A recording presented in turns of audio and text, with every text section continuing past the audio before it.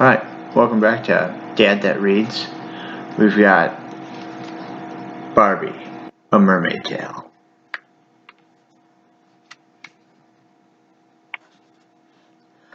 By Mary Mancong, based on the original screenplay by Elise Allen, illustrated by Alcatel Design Group and Pat Pakala. It's a mouthful. She's the queen of the waves, the crowd cheered from the shore. Merlia Summers waved to her friends as she rode her surfboard.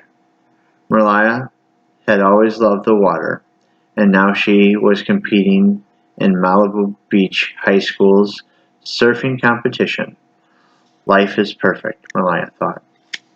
Then Merlia noticed her hair.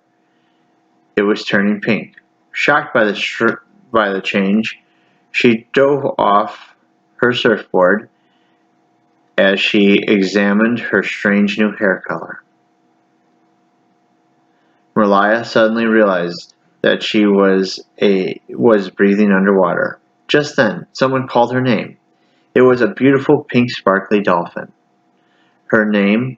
Zuma, the dolphin said. Merlia couldn't believe it, but there were more surprises in store for the young surfer.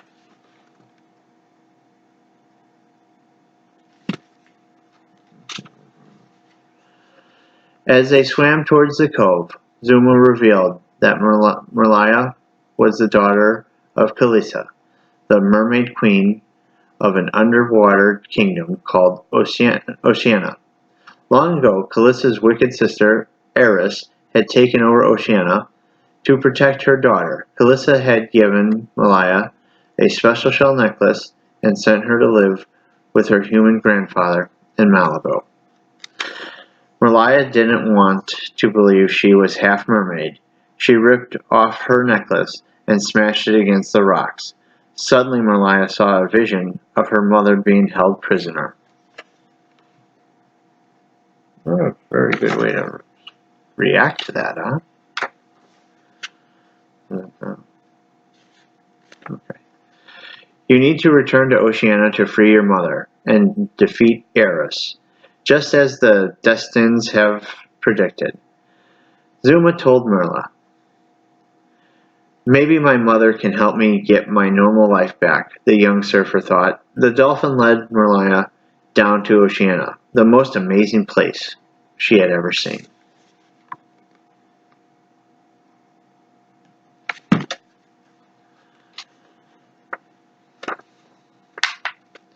Eris mustn't hear that there's a human in town, said Zuma. We need to get you a tail. The dolphin brought Merlia to a clothing boutique that belonged to two mermaids named Xylee and Kayla. They quickly created a beautiful fake tail. Snouts, their playful pet sea lion, barked his approval. Unfortunately, Eris had already discovered that Merlia was in Oceania, so the evil mermaid snuck down to the secret dungeon where she kept Kalisa locked away. Tell me where she is, sister, Eris demanded. I don't know what you're talking about, Kalisa replied. She hoped her daughter Merlia was safe.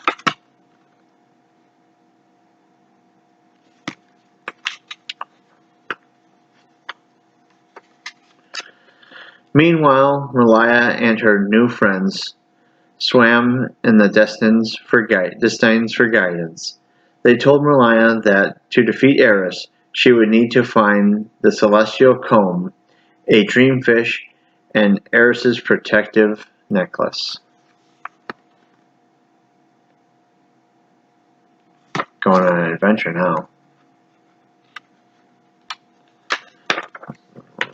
Okay.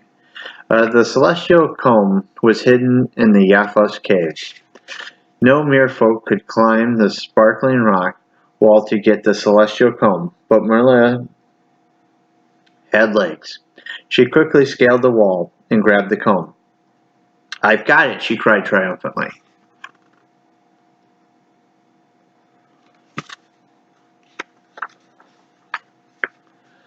Next, Malaya had to find a dreamfish in the Andamento current.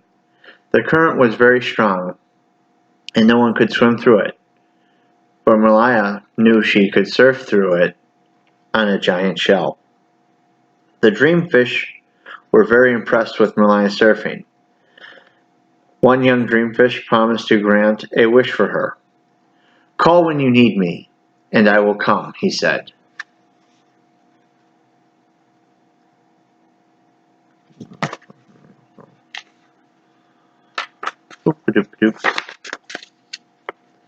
The last thing Malaya needed to defeat Eris was Eris' necklace. Unfortunately, the evil mermaid wore it all the time, so Malaya came up with a plan.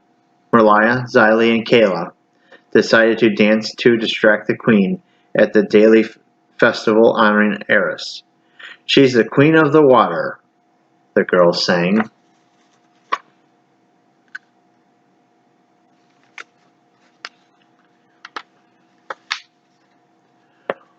While Eris was enjoying the show, Malaya saw her chance and snatched the necklace. The evil mermaid ordered her mantis shark guards to capture Malaya. When they rushed after her, the mantis sharks tore Malaya's fake tail.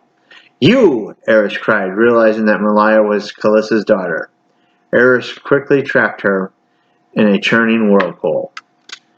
As Malaya swirled helplessly in the whirlpool, she called to the little dreamfish. He magically appeared and offered to return her to Malibu.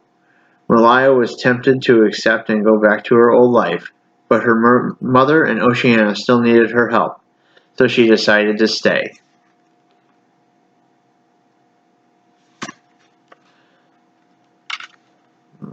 Dreamfish there. All of a sudden, Malaya's leg transformed into a sparkly mermaid tail. Malaya smiled and leapt out of the whirlpool. "Get her!" Eris ordered her guards. "Wait!" Malaya cried. "You don't have to listen to her. I am the rightful heir to the throne. I have the celestial comb."